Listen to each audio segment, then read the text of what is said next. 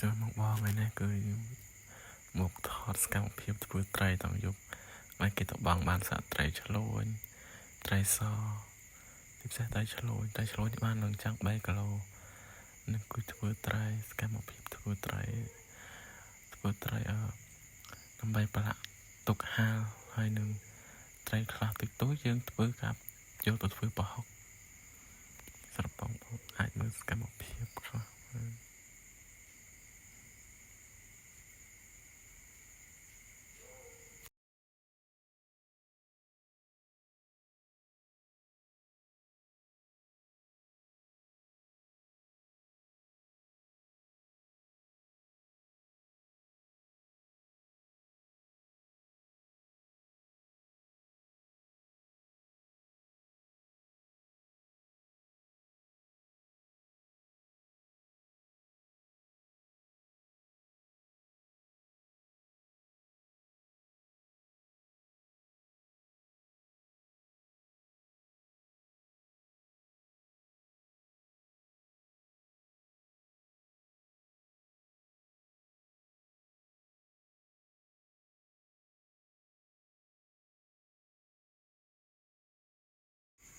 បន្ទាប់ពីធ្វើត្រីរួចយើងយកទៅលាង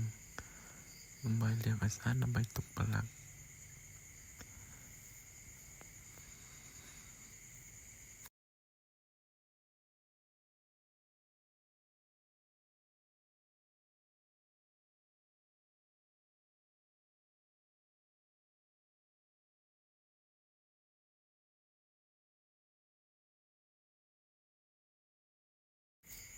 បន្ទាប់ពីយើងលាងឲ្យស្អាតបានមកទឹកយើងចាក់ទឹកចាស់ចោល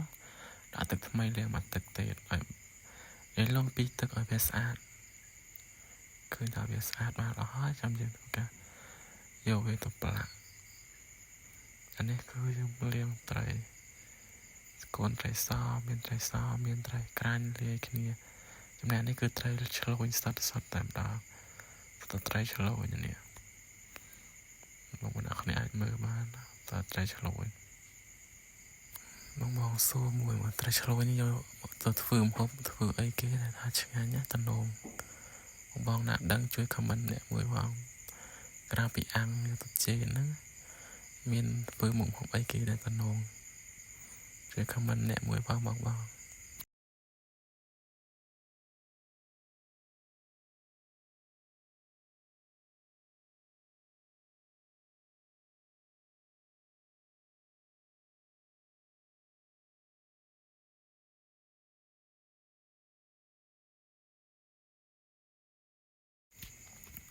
ទៅពីលាងស្អាតហើយយើងយកទៅធ្វើការដាក់